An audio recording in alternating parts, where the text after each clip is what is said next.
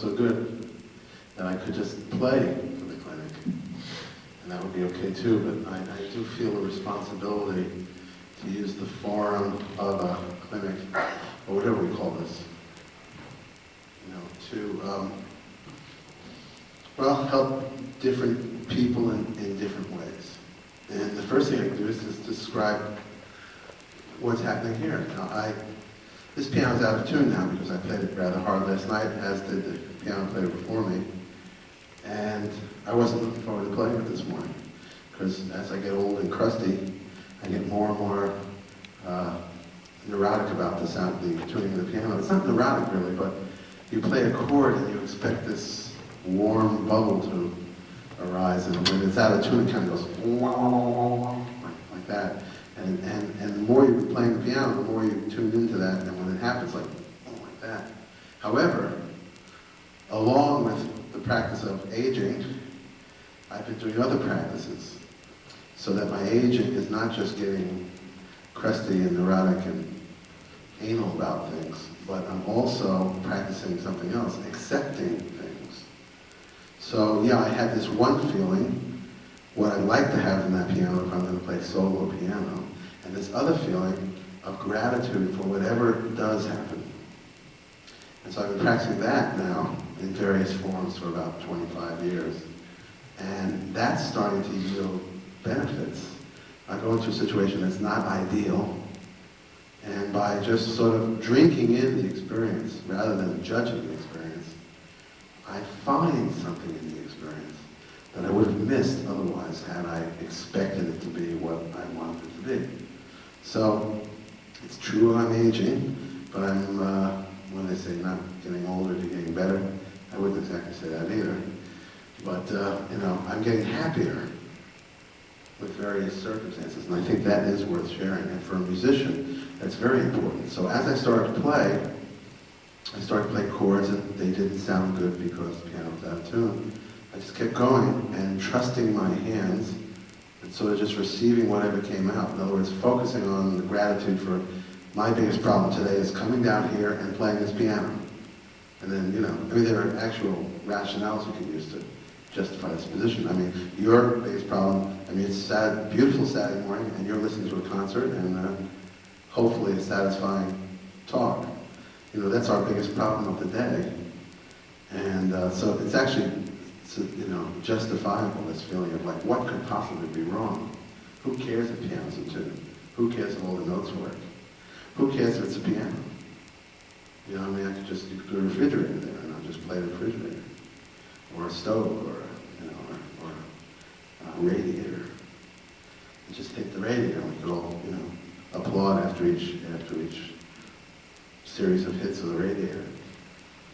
We're just so damn blessed to be here, I guess is what I'm saying. So, but with that state, then I start to find things. My hands thin out the harmony a little bit, find a few notes that are in tune. Things start to happen. My hands start to move like a Ouija board. You ever put your hand on a Ouija board? You guys have Ouija boards anymore, or are they all digital now? It's a digital Ouija board. You don't actually have to put your hands on it. Now, how would that work? I have to think about that. Kind of come up with that. It'd be a great second career. Invented the digital Ouija board game. Seiko Ouija board. But, when we used to use our hands to do things, there was this Ouija board thing. You put your hands on it, you ask it a question, and the Ouija board moves. Now, the question everybody's always had was, is there some spirit, you're asking the spirits like a seance, a question, is there a spirit that entered the room and moved in our hands, that moved the Ouija board?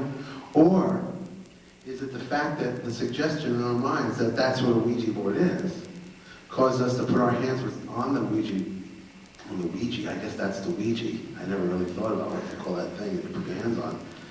Put your hands on it, and because of your belief system, you're so trusting, just leaving them there, that they start to move, perhaps intuitively. Now, I still haven't figured out the answer to that question, but the point is that because of what you believe about a Ouija board, you're ready to let your hands be taken somewhere. You believe that the point of Ouija board is ask a question and put your hands on the Ouija, and then it'll move to the answer. But when you play an instrument, you believe that you've got to come up with the answer. So therefore, playing an instrument is not, for most people, like the same trust as putting your hands on a Ouija board. It's more like pushing something upstream, or pushing a boat upstream. You see, your ego gets completely in the way of that act, and rather than trusting your hands to make the music, you're taking it where you think it needs to be, and then music is a very frictional experience. You're really just grinding it out. And that's why musicians are not the most inspired people in the world, generally. A lot of people think whenever you talk to some of their musicians, oh, it's a musician, you get all excited because you think something special is going on. You may not realize that that person is more neurotic and tortured than the average person over music. Far from being free, they're more tortured because they are screwing up music, but they care more about it than the bank president is screwing up, you know. He can leave his work at the office easier than the musician. So many times musicians, far from being free, are more tormented and held down because of their ego, because they are trying to make music rather than letting music happen. So I sort of sat down here to put my hands on a Ouija board. And then they were starting to be taken. And before I knew it, I was in this tune, which I did not intend to play when I first started. And then at the end of it, I really could have kept going, except I thought, you know, you should use the time here to try to convey, and we played last night, you know, so, to try to convey this message. So what happens is when you get into this trust of where your hands are going, you may be, and if you've been practicing doing that, you may be taken on a journey where you don't feel like stopping. You can just play, and one idea becomes another. Now that state feels so good. That is like a natural high. For those of you that I understand, there are some people that just started improvising and just started making music. And you're very lucky that you have a really great teacher, someone that's been out in the world and knows what's happening. Because you could have somebody that's been so isolated that they have no idea what's happening. So you ought to really take advantage of this opportunity to being with Bob. He actually knows what it's all about. You know, a lot of teachers don't. They just read a book on the subject. You know. But I guess what I want to share with you is what it's all about. It's about this experience.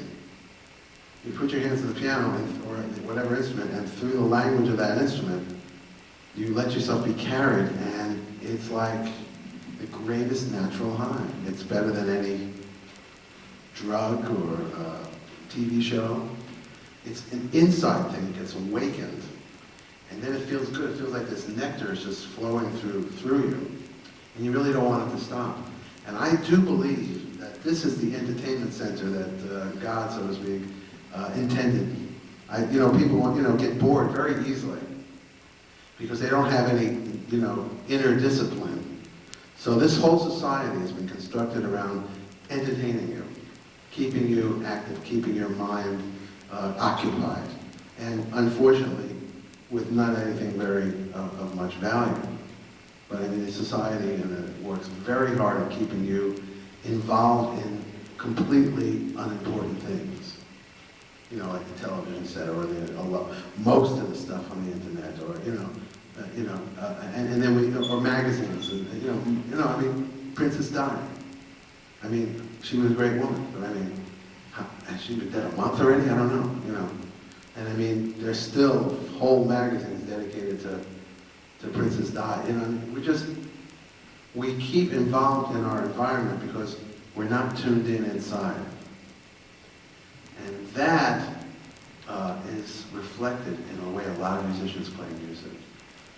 They play music trying to sound good, trying to make the changes, and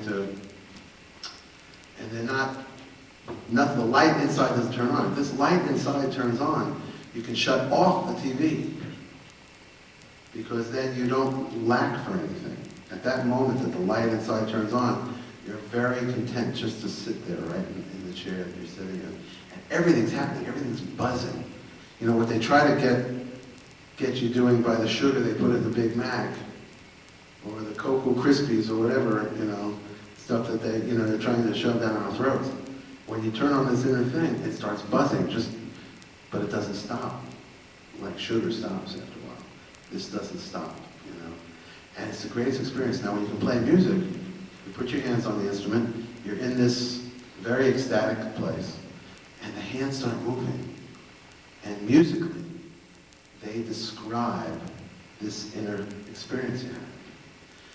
This, what I just described, now it's done in a very sophisticated language, which has to do with practicing, which I'll get to in a minute, lest you think you can not practice and just sit down at the instrument and do this. There is another side to it. But trained musicians speak their language with such ease that their only issue is, can I go inside and let this training be used by a higher force in me, a more brilliant force, some place inside me that has many more creative ideas than just my conscious mind. And when those two things come together, that is the greatest, all the history you know of music, Mozart, Beethoven, Stravinsky, John Coltrane, Miles Davis, any one of these points in history that you point to as being a historic moment in music, that was one of those musicians. That was one of those musicians who was trained to an extremely high degree. You know, their training alone was very impressive, but those people generally do not survive history. They're admired in the moment as a great technician, but you don't know their names. They didn't survive history. The ones that survived history had that training, sometimes not even the greatest training, but they had this other inner ability to connect with their own inner being, their own inner voice, and let the music be a manifestation of that. Not their mind, but be a manifestation of that inner space. And when they did that, the music was so powerful that it became a happening.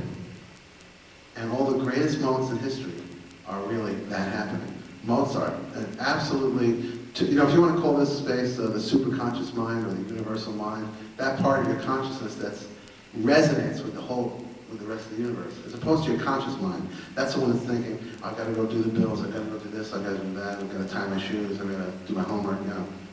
That's a very valuable part of you. It gets you places, it helps you put your clothes on, it helps you do the work you have to do. It helps you take care of responsibilities. But the creative part of you is this, you picture this other part of the back of your brain that is open, like a sky dome or something, and the roof is open, and the light of the entire universe comes into that dome. This is a part of your brain. Now another way of looking at it is that it has a spiritual connotation. To Christians, it's Christ consciousness. To the Buddhists, it's Buddhist state, Buddhahood. To Hindus, it's Krishna. To the West Africans, it was called the world tree. You know, to ancient so-called pagan cultures, everything, you know, they understood everything in those terms. And it didn't move in intellectual terms very much at all. When you play music, you have to go back to this ancient ability of human beings. We've been able to do it since the beginning of time. Open the dome and receive this energy. And then, if you're well trained or trained enough, it goes right through the body into the part of the body that makes the music and plays the instrument. And when that happens, it's a historical moment. Most of those moments are recorded in history. We see John Coltrane, which I don't know if you're all familiar with, reaching for the highest state with the most impressive technical skills. It's this combination of technical skill and sort of spiritual attainment, if you want to call it that. Or mental development. It depends on what you relate to. If you relate to terms describing parts of the brain, well, we know that we only use 10% of our brain, right? So maybe this space that people have painted frescoes, which, boy, were just destroyed, you know, that earthquake in Italy, you know. But all the art extolling these saints, and maybe all it is 1% more of our brain. Maybe these so-called inspired states was one day someone connected with 11% of their brain instead of 10. We don't know, actually. That's why we have to be humble. We really don't know. But it doesn't matter in a way. You just have to acknowledge that there is a larger part of yourself, a more capable, more intuitive, more creative, You have to acknowledge it as a part of you that has as much brilliance as the most brilliant artists that ever walked the earth. Because we're all made up of the same fabric.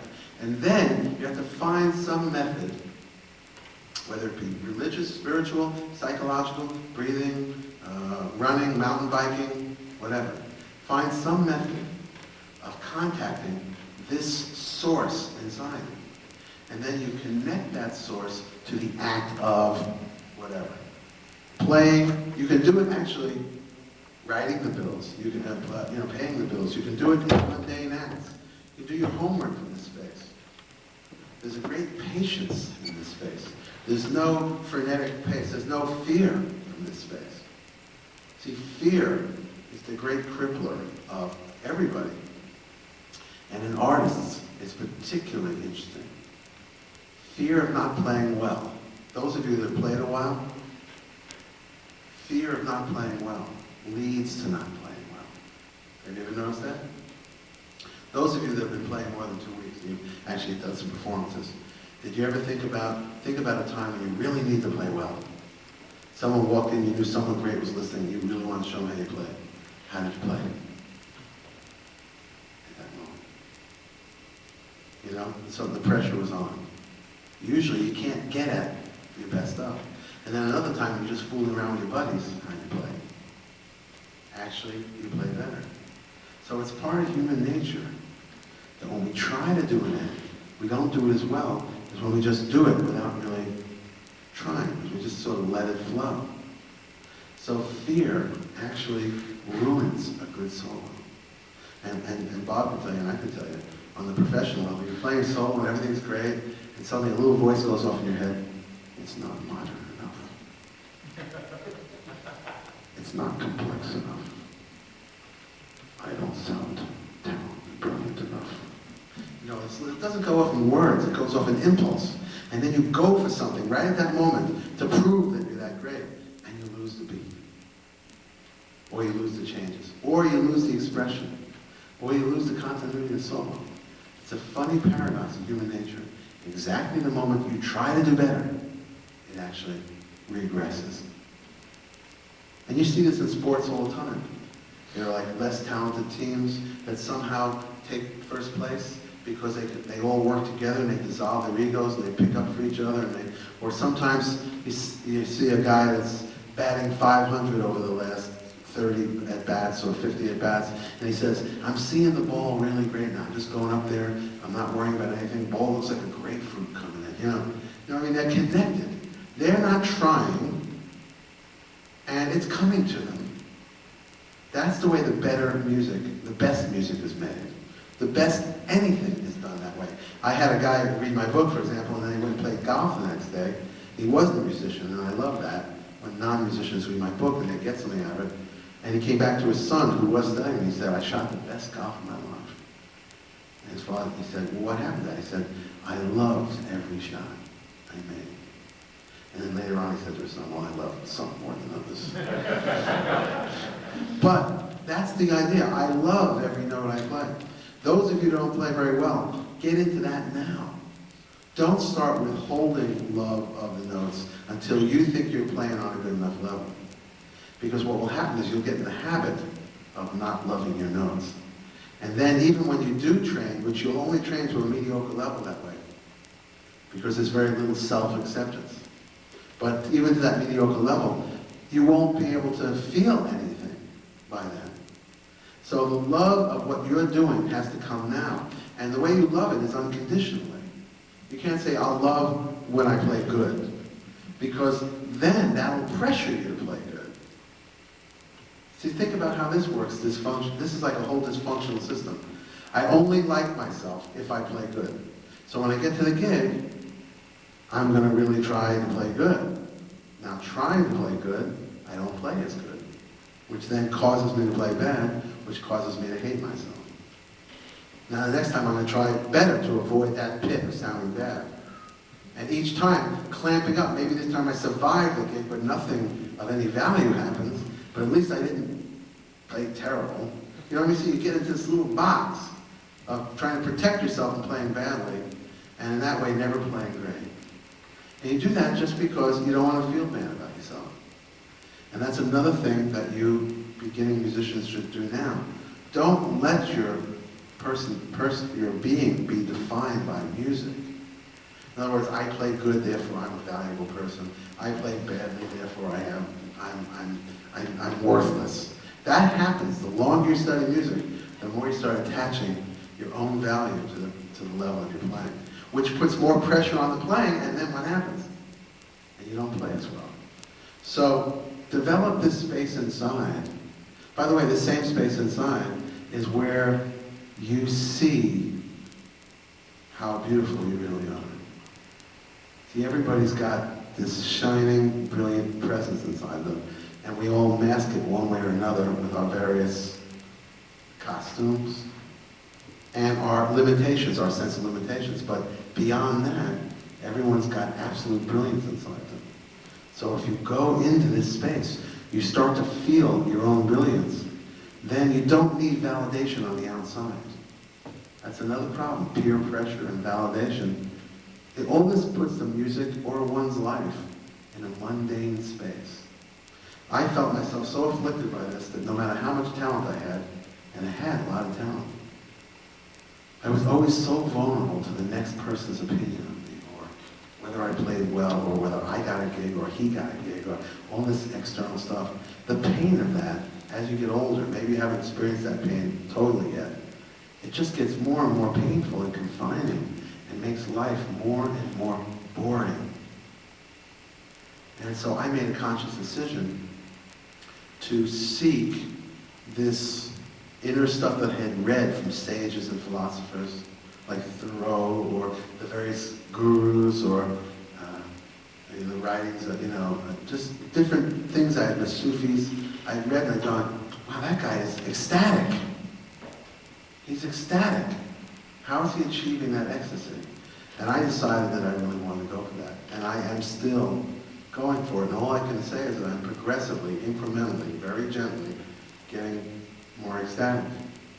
But that's very good when you're a musician, because you sit down and that energy thrusts out of you and makes music. And that music has an impact on the people that listen to it. There's a lot of people who play well, but they really don't have any impact on you when you hear them. That's because that inner light is off. All they have is the technical skill of how to play classical music or jazz. But when that inner light is on, with no technical skill, you feel the effect of the music. That really is the treasure that we all seek. All the wars, all the drugs, all the entertainment, all the whole capitalist experiment. Pardon me, I'm not a socialist, I'm a firm capitalist, but the whole experiment is to see if we could be satisfied, if we got enough things. And the answer has been a resounding no. We're never satisfied coming from that direction.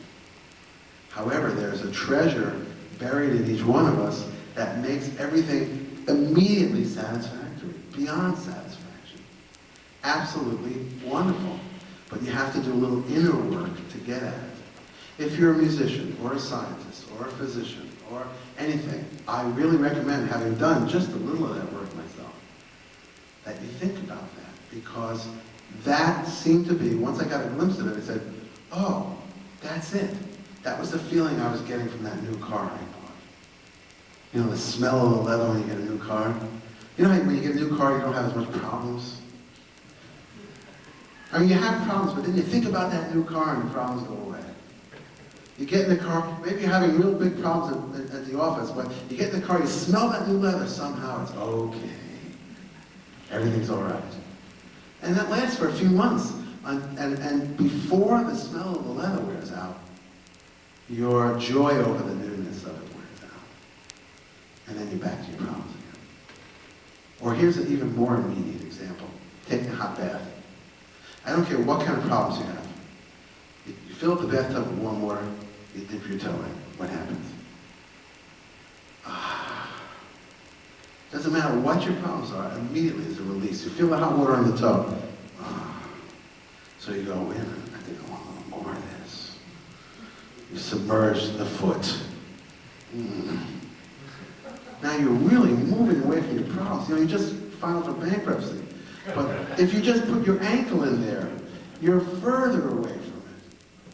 So you go, let me go a little more. You get the calf in there. You get the knees in there. Wow, you get the knees, that's really an achievement. That's like a plateau. Get the knees in there. Oh, man, that's real good. So then you start to eventually put the tush in there. And as you feel the water just kissing the cheeks, it's like, Now you're so far away from this chapter 11 now. So far away from it. So you keep going. The hips get in there. The belly, the back. The back. Wow, and the back hits hot water. You know what I'm talking about, right? The slower you can do this, the longer you can prolong the ecstasy. Finally, get everything in. The last beautiful part, the shoulders. Ooh, the shoulders are in there. Oh, man.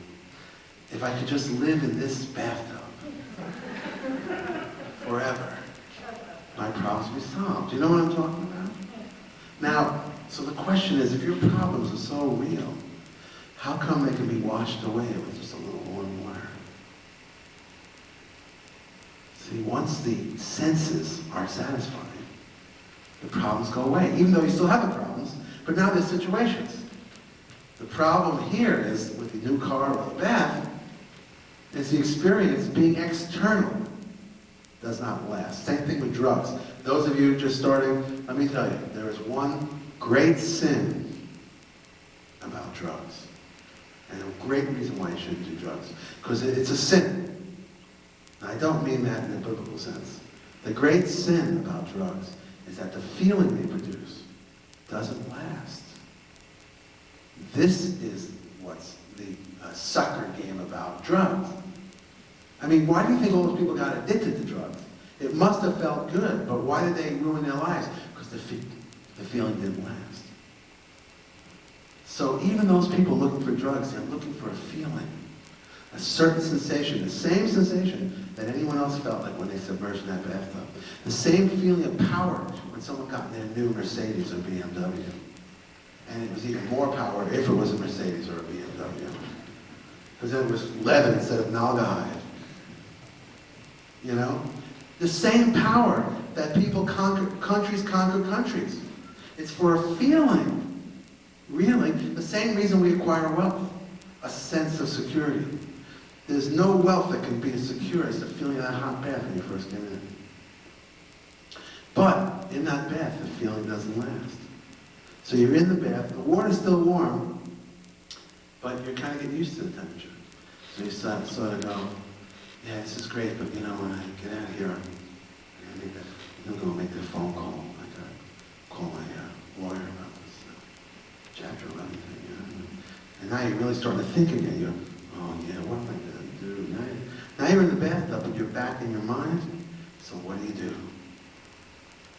Even though the water hasn't cooled off, you turn on the hot water. Why do you turn on the hot water? You want to recapture the experience of the first time you submerged yourself in the bathtub. But it's not quite as good. Oh, you get a little blast from the heat, but it doesn't wash you away, sweep you away like the first experience did. This, my friends, explains the whole folly of Western thinking. And West and East is not exact terms because actually the American Indian had it too, and they're actually west of here. But for just general terms, Western thinking and Eastern thinking, this is the folly of Western thinking, that you can acquire something and it can add within you the feeling of security. And that explains the excesses of everybody. They're just trying to reacquire that first feeling. So the reason I bring this up is because when I started to explore this inner space, when it gave, it doesn't shut off. It's like the water rushes up on the sand, so like the ocean hits the sand, it does recede, but the sand is still wet with the experience, if you understand what I mean. In other words, you have an experience of deep security, like getting in the bathtub. Maybe just from breathing and tuning into your own heart. Maybe just that's all it is. You get that experience, but even when it's over, you're still sort of damp from the experience. In other words, there's a security, there's a memory of the security, and this security seems real. because it wasn't induced by anything outside. Therefore, it wasn't induced by anything that can be taken away. When it comes from the inside, it can't be taken away. If you're a musician or a physician, now I always say musician, but I really can't think of anything it could be where you wouldn't want to contemplate this possibility because of how much more of an inspired whatever you are you would be if you were coming from there. So, but the musician especially has a duty, because musicians traditionally were like metaphysicians. They were spiritual people, and they opened the hearts of audiences. Today, there's more entertainment than that. But a musician has to contemplate, where is my inspiration? What do I have inside me? And then how can I get it out? And when a musician does do that, it's like a light that lights up that musician, and it resonates in the hearts of the audience. And then that light, have you ever been to a concert? And then while you're listening, you find that you're opening up, something's happening in you. Do you ever have that experience? Those are the concerts you remember. Like people say when they see Stevie Wonder, it's like that. It's life-changing. And that is what a musician can do for the people that are listening to them. But they have to be able to turn that light on. And then the hearts of the audience resonate with that light. Just like on the block, on your block, everybody's got dogs. When one dog starts barking, they all start barking. The same thing, when one person turns himself on, everybody around them starts to flower. A musician's got to be able to do this, or else what he's doing, or she's doing, is very boring. It's not exciting. So, the other side of the question is, for you that may want to become musicians, or whatever you're doing, how do you carry this inspiration into the act of what you're doing? This is where the training comes in. Remember how I mentioned how fear messes up your performance? Well, how does fear mess up your practicing? Some of you may have not gotten to this yet because you haven't played long enough, but you want to get better, faster. So you think you have to practice more things. So you practice more things, skimming the surface of each thing you practice, just because you want to get on to the next thing. Because you think, I have this list of 13 things I'm practicing, and if I don't get to them all, I'm not going to get better. But because you're more fixed on getting to the 13 things than getting into the first thing, you don't learn it deeply. You just kind of cover it with mistakes, without comfort, without real familiarity, and you move on. But then your playing doesn't get any better. That's because you're practicing on such a light level that it doesn't get into your playing. So even though you think you got more done, you actually wasted your whole time. So wouldn't it be better to practice one thing very, very deeply until this new thing, you could do it without thinking. By the way, that's how you have to be able to play. If you're a classical player, you have to be able to play your instrument without thinking. You could be watching television or doing your taxes, or you could be doing anything. You could be on the telephone and you can play your instrument perfectly. This is the way the greats play. It just doesn't take any effort. If you can play that way, then you don't have to think about playing. Then you can think about what I was just talking about. Where is the inspiration inside me? You can breathe, you can close your eyes. You can look for that space inside you. Meanwhile, the playing is happening by itself. See the way I'm moving my hands right now? This is mastery. This is the way you play. I'm not thinking, I'm talking to you, but the hands are moving. Now just imagine they were moving in exact places, playing, say, giant steps or some very technical music. That's mastery. You're just wiggling your fingers, but they go in the right places. That's it. So you don't want to just train yourself to say, I did my homework. That gets you nowhere. You want to take one aspect, like your technique, or your rhythm, or harmonizing, or something, and you want to study it so deeply that it happens by itself. If you're studying 12 things, cut that down and say 2 things. But study them so deeply that, as easy as doing this. It took no thought to do that whatsoever. As easy as I did that, that's how I can play on whatever I'm doing, the tune. Or that's how easy it is to play in 4/4 time. or that's how easy it is to play on 251, or that's how easy it is to play Stella by Starlight, or that's how easy it is to play Giant Steps, or that's how easy it is to play in 7/8, or in 5/8, or that's how easy it is to play Brazilian music, or that's how easy it is to play Bulgarian music.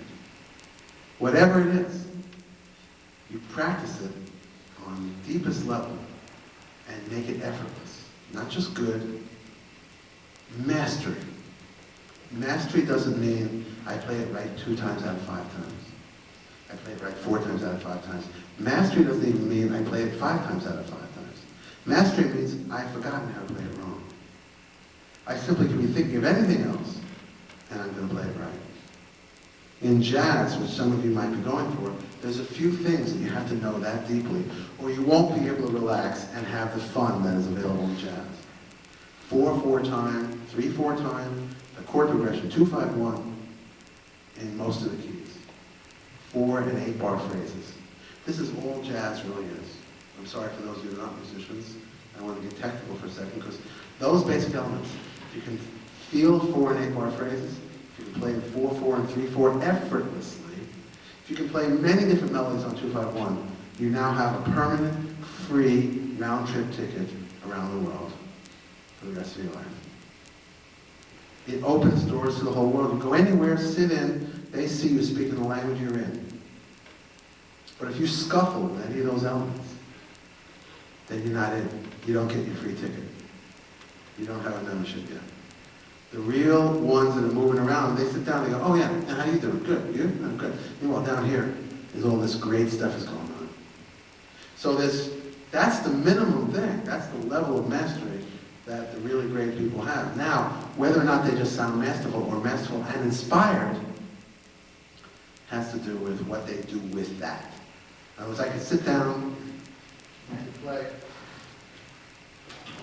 And just play one note. See how easy it is? Now I'll play a song with time, with changes, with phrases, and it won't be any more hard.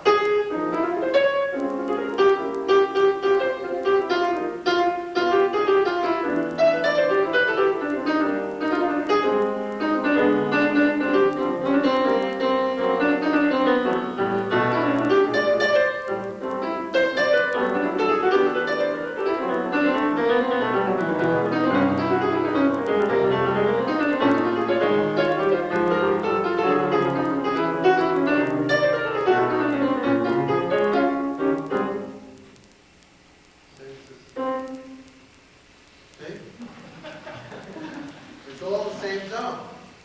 Now when you get there, you can be watching television, you can read the paper, you can do anything, and you can play and you can play. That means you can really go out there and be a professional. Then you've got your round-trip ticket. Now, if you take the fact that you don't have to think about the mechanics of playing anymore, and then rest your mind in the other concept I was talking about, that expanded awareness, then the energy from that cosmic place comes into your body, takes over your hands, over the armature, whatever you use to make music, and wiggles your fingers. And that is the total picture. Inspiration, because you have a sense that someone or something is making music through you, and that through energy coming through you is not getting impeded by a lack of training. Do you understand? It's a passive act, playing music. You sit there and take dictation from this other part of your brain, or this God, or whatever it is that you call that brilliant space.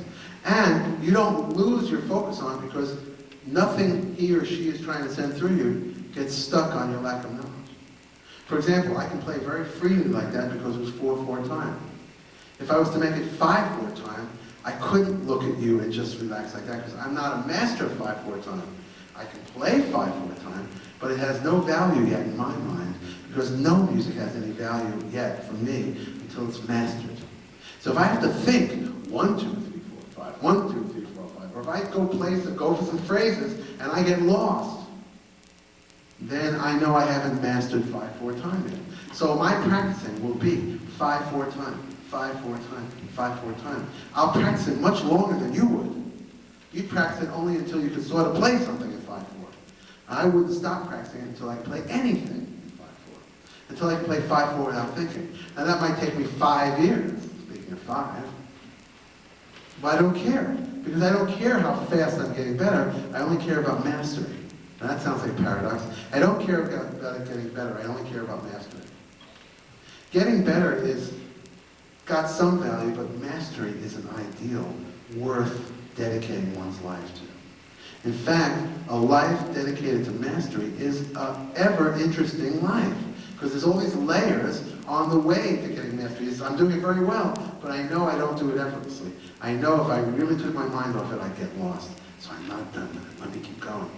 And as you work towards mastery, there are all these other kind of rewards that you learn about. And when you master one single thing, it feels so good to be on top of that information that you say, I want to master something else.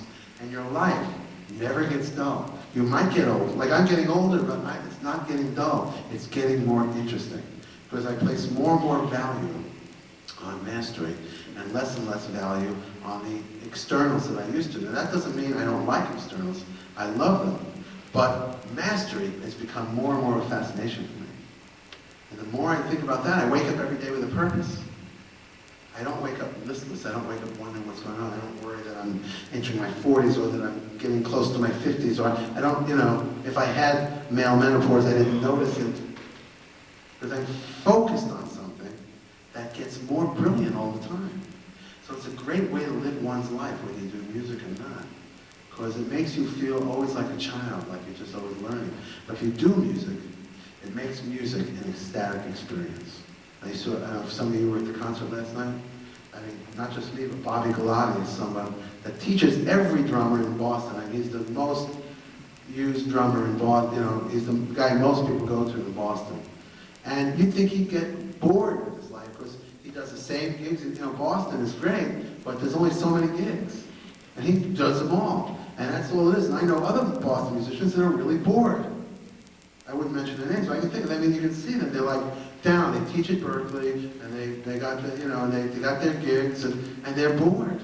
There's no challenge. They don't have the courage to move anywhere, but they also don't have the courage to transform their situation into an exciting situation. If you don't want to change your situation, then you have to find the beauty in it. Bobby Galati is so endlessly excited about music that it never got stale for him. I'm sure he plays gigs he doesn't enjoy, but you see him, he throws his whole being into the playing.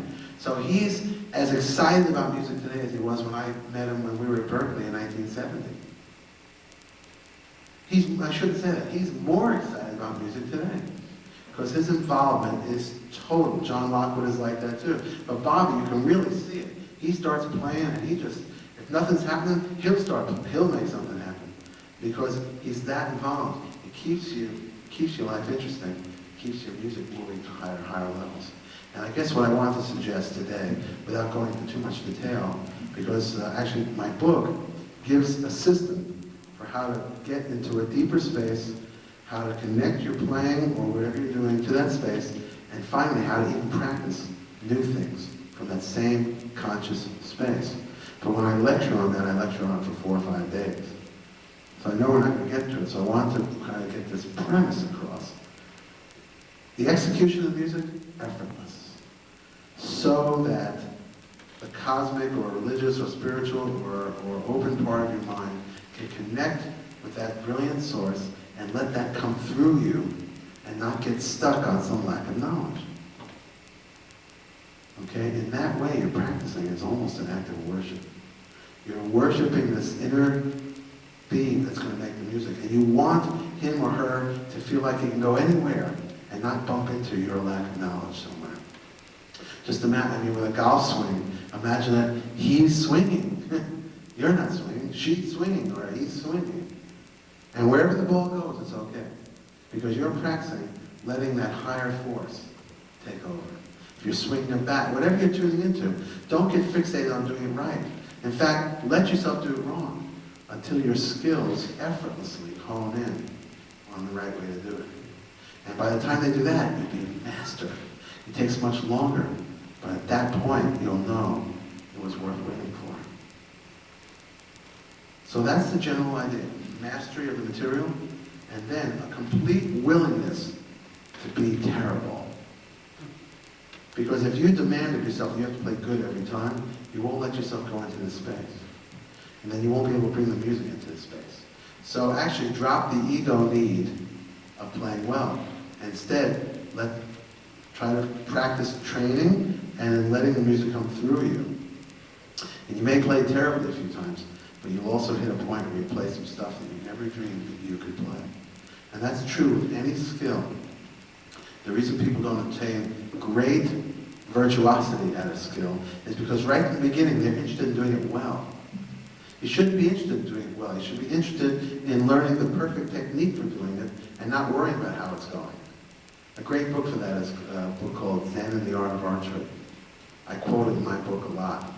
This guy takes years and years just to learn how to use a bow and arrow. Many more years than anybody just for the simple act of learning to do it. But his teacher was a master. He was teaching him not archery, he was teaching him mastery.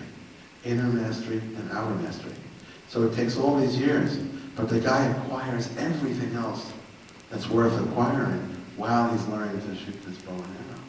As opposed to someone that just takes archery lessons and becomes pretty good. Now, one point, this guy gets so fed up because the teacher has had him just practicing pulling the bow. I'm not an archery expert, so I don't know the terms.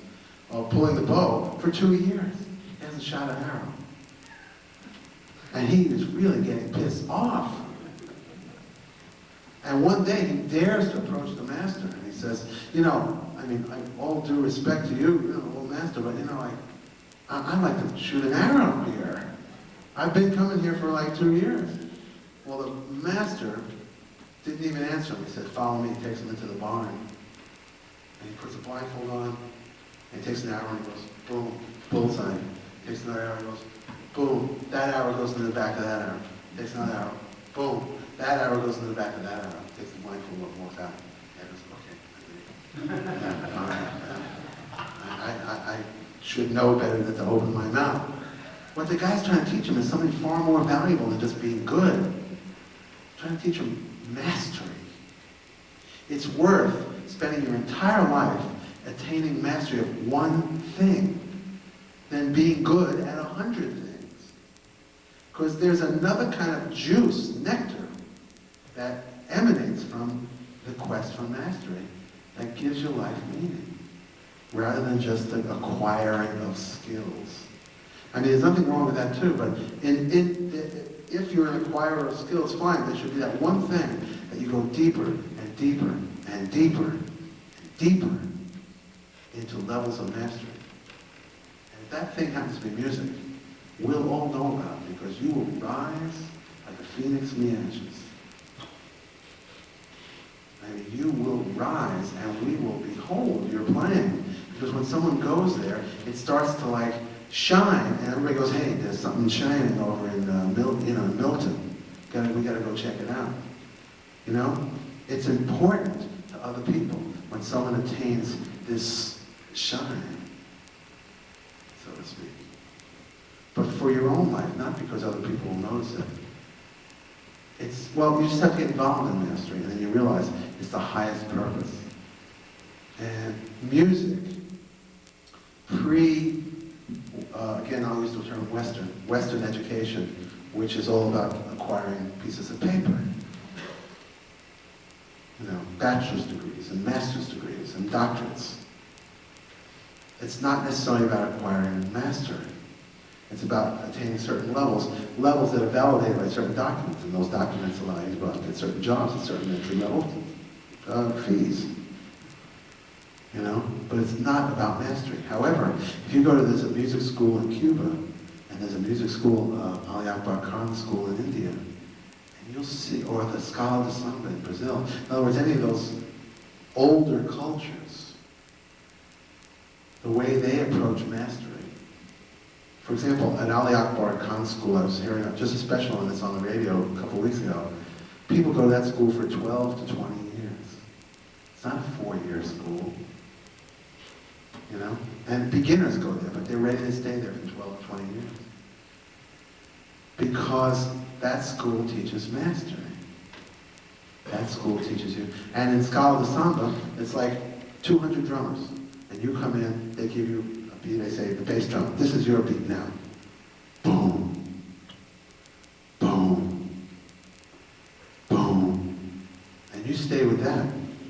And you don't move on to the next rhythm and the next drum until they hear the mastery in that. Not just that you're doing it right, but there's a total, almost cosmic order to the rhythms. And when one person hasn't mastered it, it sticks out.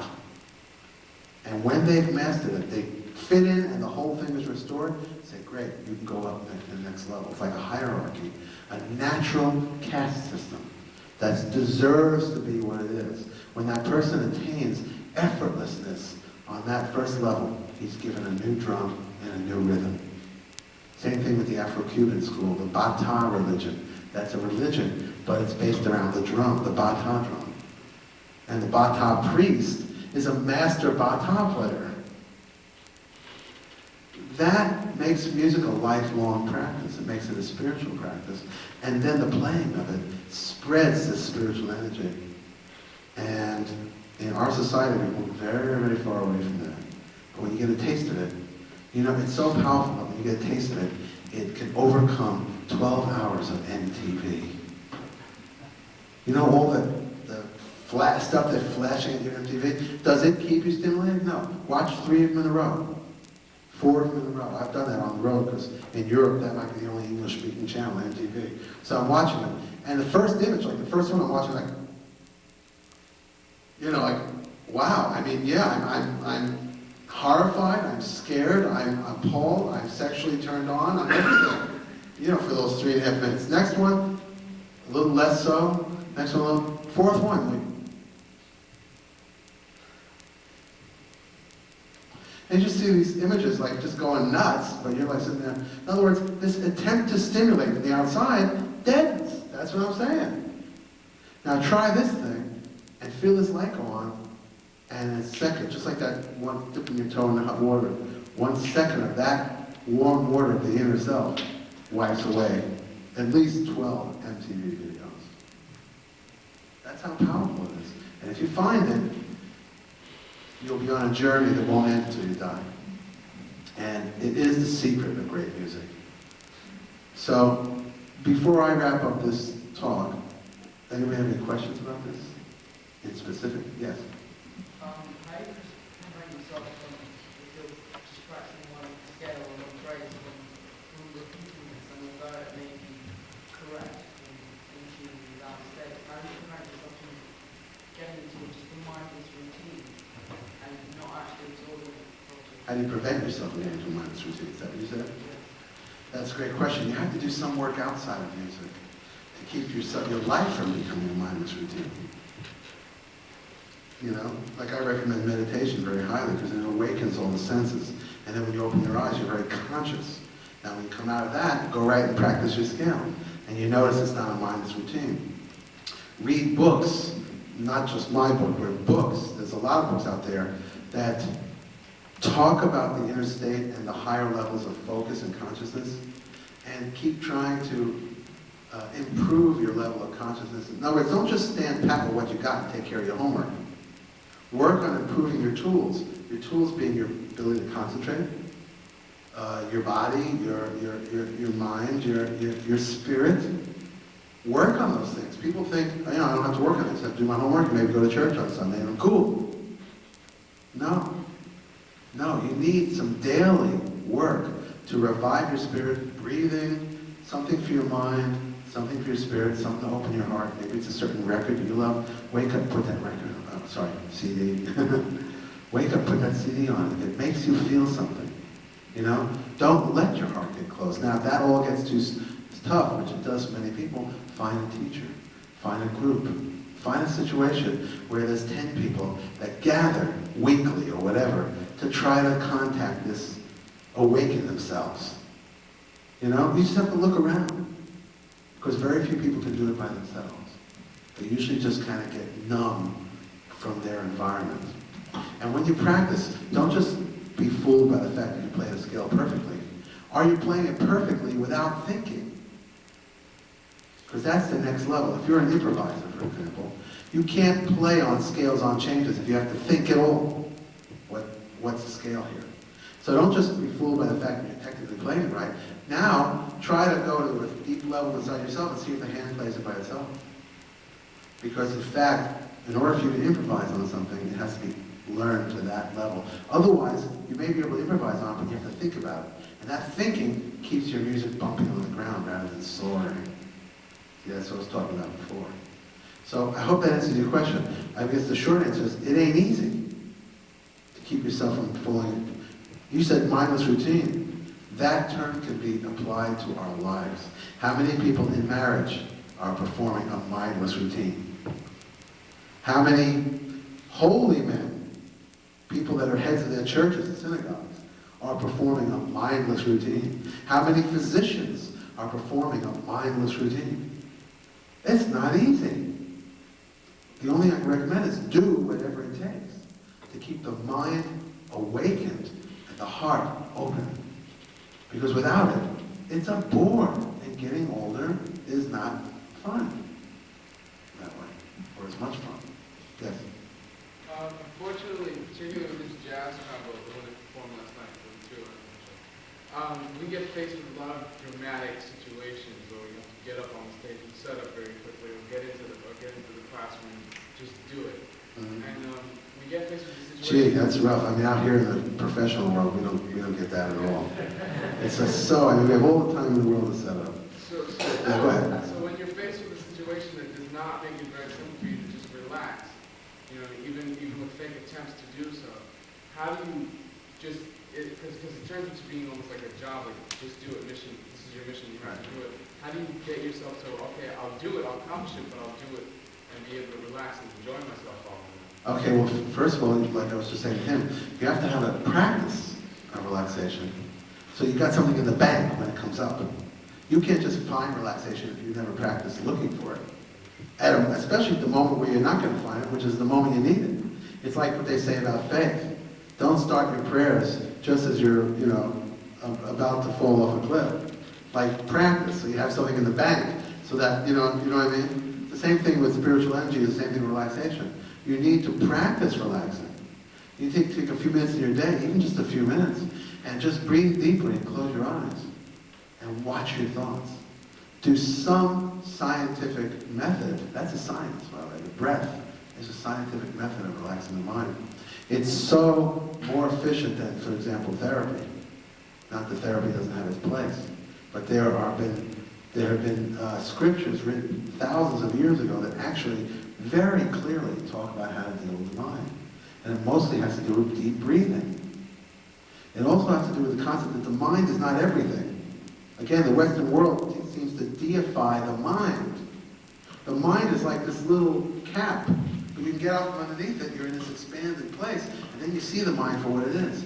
It's part of the picture, but it's not the whole picture. The mind meaning your conscious mind. The part of you that doesn't relax. The part of you that thinks, come on, I gotta get it going here. So you need to contemplate that and find that deeper recess in yourself so that when this comes up, you have a reference point. Otherwise, if you never practiced it, it's just philosophy. See what I mean? If you talk about something and don't practice it, it's just philosophy.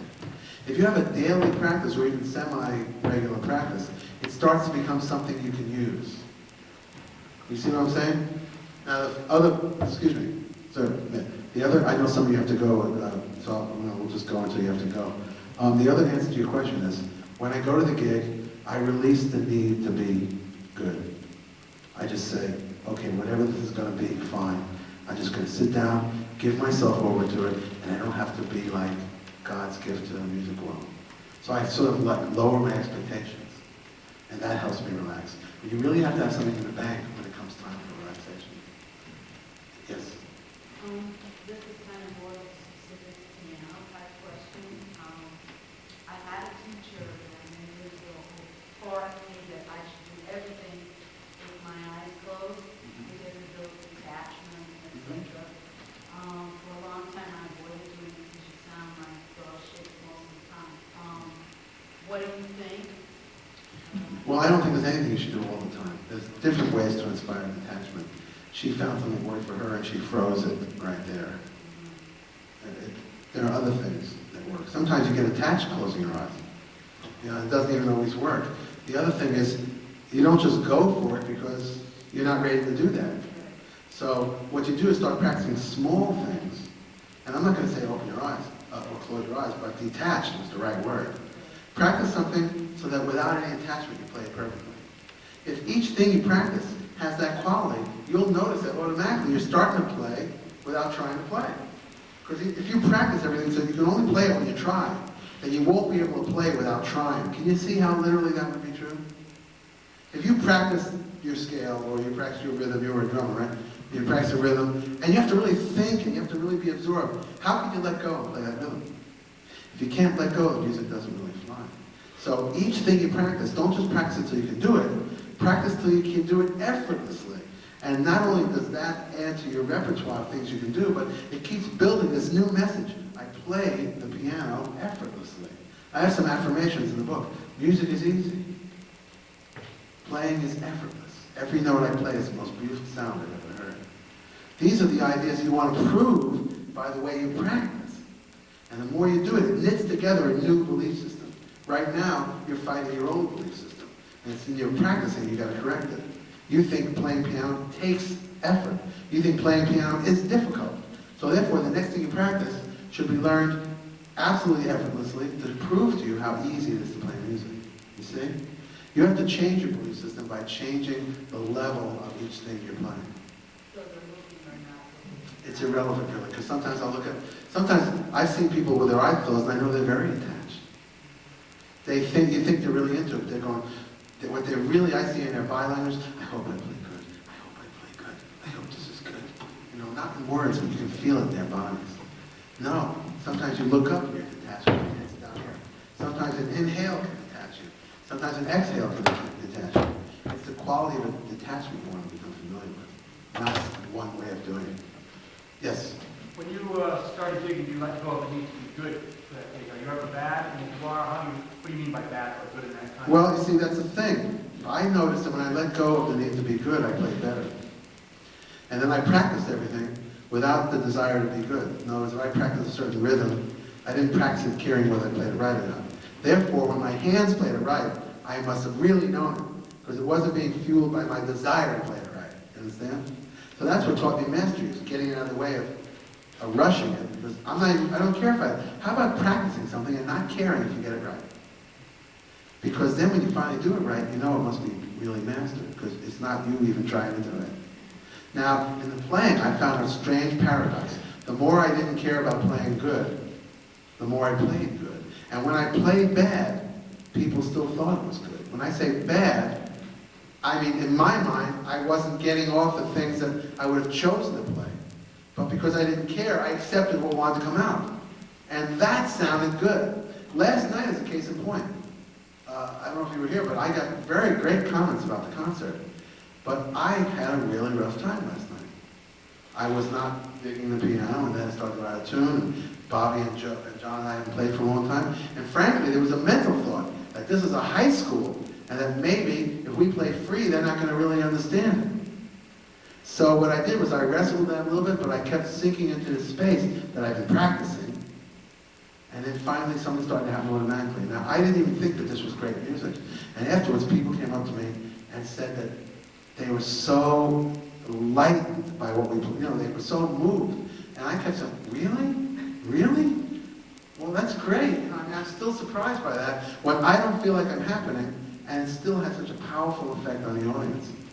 So what I would say is that the longer you practice that, you get into a thing where your music has force even when you don't feel like you're in sync. Because the look of someone just accepting what comes out seems to have an opening, expanded feeling. It touches people. Because I was surprised. I really didn't feel like I was getting it going at all. But I wasn't trying to. So what was just laying there was affecting the audience. And I was really surprised by the company. I wasn't, because this is what I get now.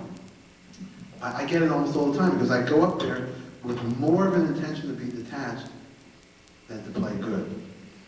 See, that's when you know you're maturing in it. You don't care how really good you play. You care how much it felt like someone else played for you. So by those standards, it wasn't a good gig. I kept feeling like nobody was playing for me. But I did try to compensate for it. And it still happened. In other words, if you leave the vacuum, something fills it in and makes it a profound experience. Yes? This is related to this question. How much of the audience has an influence on your state of mind?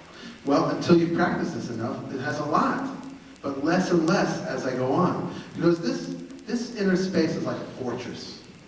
The more you construct it, the more clearly you can see it, the more you can go hide in it. Now this may sound weird, but I can come out here, go into this inner space where I'm more focused on the inside than on the outside, and not even think about the audience, and let my, like I just did now, that's why I want to keep playing, and let my hands move. And now you may think this is the ultimate selfish act, but this is another paradox. If you want to entertain the audience, you have to entertain yourself. If you want to turn on the audience, you have to not think about them at all, but turn yourself on. Because if you desire to turn on the audience, then you're reaching out to try to turn on the audience, you're actually eroding your power. So I would retreat into the space and then just love the notes that the space gives me. And if I'm sitting there loving the notes the space gives me, what do you think the experiences the audience is having? You know they're getting a radiation from that. If you see somebody not loving the notes they're playing because they don't think they're entertaining enough, what does that sound like? See what I mean? So the short answer to your question is, the longer I practice going into this space, the less impact the audience has on me in terms of it destroying my concentration. What I think happens is I go into this inner space, I start to feel this light and love flowing. And then it starts to come out in the notes. The audience starts to feel bathed in the same light, and then suddenly we're all in it together. And we can all stop saying, wasn't that wonderful? But in my case, I'm not talking about me, I'm talking about whatever presence came in and just made that music. Wasn't that great? We were all here. We got to see it, we got to hear it. You know? So the audience I become part of the audience. Which means I don't feel the pressure to perform for the audience. I feel like I'm the Ouija board. You know? Or I mean, you know, this presence is going to come through me and move and make the notes. And what comes out is for us all to enjoy. When I get there, you'll see me playing and laughing to myself and ecstatic. I go into an ecstatic space and I often can't stop playing. It's like Jonathan Winters years ago. I don't know if you remember Jonathan Winters. He would go into character and he couldn't get out of it. He was like committed a few times. He was so involved, he couldn't get out of it. If he was that old grandmother, he'd be there for 2 weeks. He'd call and go, hello. Like that. I mean, he was just so involved. I get that way with you. When I'm really in there, I am music. Now, if you don't, you think the audience enjoys that? They do. The audience enjoys watching someone go to an ecstatic space within themselves, and then they catch that. But the audience doesn't enjoy someone who's like, let me entertain you. Did you like that phrase? Was this fast enough? Was this, you know what I mean? They don't get that. That feels weak. So practice in establishing yourself in the inner space shields you from the pressure to perform for an audience is probably the right way to say it. Anybody else? Yes? I have several friends, and I guess I would count myself amongst them. I hope you're a friend to yourself, too. I am a friend to myself, and some of the time. And they're quite well classically trained, read music, you know, conservatory, read well, transpose anything. Really want to play jazz, but then kind of will see chord changes and start thinking about notes and some of these friends, they want to play jazz so badly, it's almost like the better trained they are, conservatory-wise, the worse they play jazz, and then some of them just give up. And I don't want to be one of the ones who gives up and just be a reader. I really, really want to, you know, play like Lee Morgan. So.